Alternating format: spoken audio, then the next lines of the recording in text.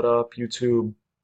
So, I've been made it a goal for myself to analyze all my games, even my bullet games, like every single game I played on Lee Chess.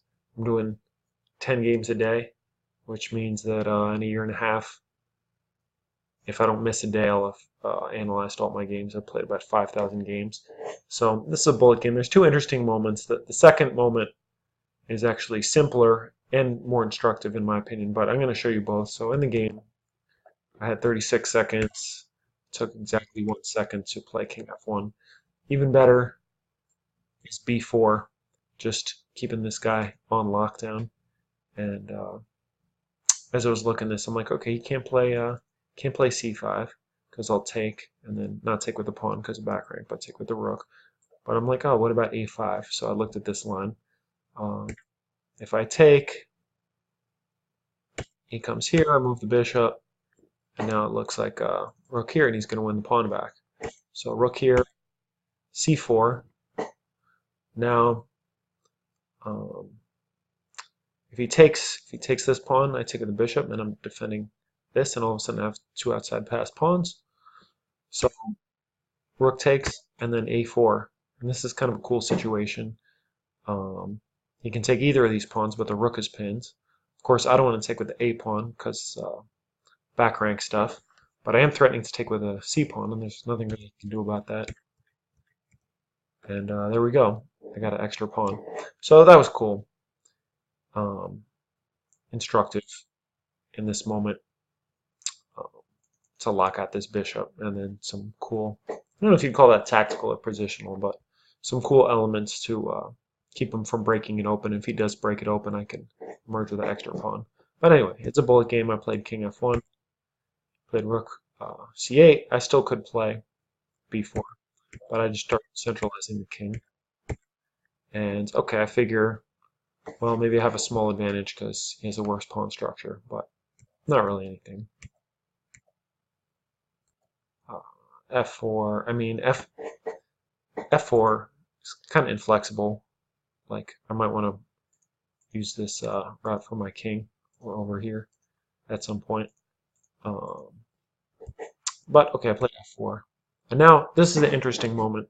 So, bishop D5, and this is all about instincts, because it's a bullet game. And really, my instincts were wrong here. I played King D3, which is just a draw. And in fact, I went on to lose. I'll actually show that the rest of the game too.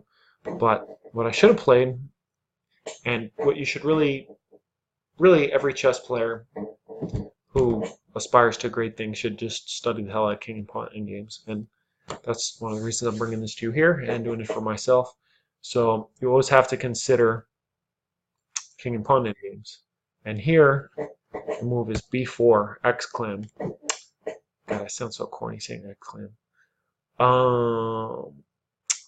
Because if he takes, we have 2-1, and we're going to create an outside pass pawn, and this is pretty much always winning. He's got the central pawn, we got the outside pass pawn. Well, first we make the outside pass pawn, then we make him take it. Meanwhile, we take this, we take all these, we win. So, and there's really no way after him after b4. Say he plays c4, well, now we can just snuggle our way in. Actually, this is a computer move. I would probably play a4, but this is very nice. Cuts the king out entirely, freezes the a pawn, and we're just going to play a4, a5, b3, or even sometimes you can play a3 and then b3. And anyway, either way, his king's going to have to move, and we gobble all this stuff up and win with c pawn, or even sack that to win all these other pawns. So another idea is if you play d4, then we just take this one, and we're back in time to protect c pawn. So b4, excuse me, trading bishops first, then playing b4 would have been exclam. So instead I played king d3. Now it's kind of equalish. Now I play b4. See, b4 now is just not as good because his king is much closer. And here I trade, I check. And now I'm actually probably losing. because, yeah, I just have these holes. I always have to worry about this backward pawn now.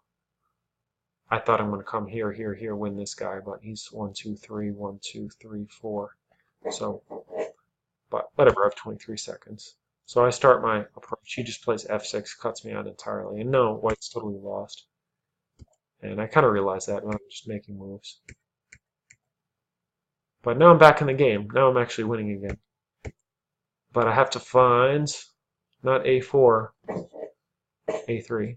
This part's not that cool, but I don't know. It's enjoyable to find a lot of ideas in one game. Because now he has to take. Or move. Either way, I take this. In the game, I played a4. And still, maybe I'm winning. But instead, I lost.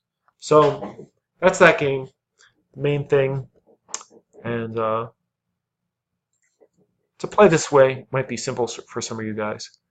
I mean, maybe this is just a big weakness of mine. Because I'm like, I like to think I'm expert strength right now, 1970. But I've been up to 2078 USCF. I think my peak FIDE is like 2020. But evidently my pawn end games are not 2020.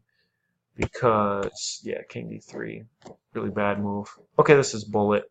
Let's be a little easy on ourselves. But let's also learn. So, outside pass pawn at all costs. And, yeah. And just to go over this again, usually want to move your king to the center, but keeping the enemy pieces inactive, it's almost more important than making your pieces active. If your opponent's pieces are weak and fumbling around, then you have more time to activate your own pieces. So b4 would have been a good move here. So a lot of endgame ideas, even in a silly bullet game. So I hope you enjoyed this video, and I will be making more. David, rest assured, I'm going to be making more AMFGs soon. And if any of you guys watching would like me to make AMFGs, also known as analyzing my friends' games, about your games, even if we're not friends, maybe we'll be friends. But I don't want to say I'll be your friend for money, but I'll definitely make chess videos for you for money. So if you're like 14, 15, 1600 player and you want me to go over all your games, make YouTubes on them, I will do that. Just hit me up and I will do that for you. Anyway, I hope you enjoyed this. More endgames will be coming slowly but surely as I discover cool ideas in my own games. Thanks for watching.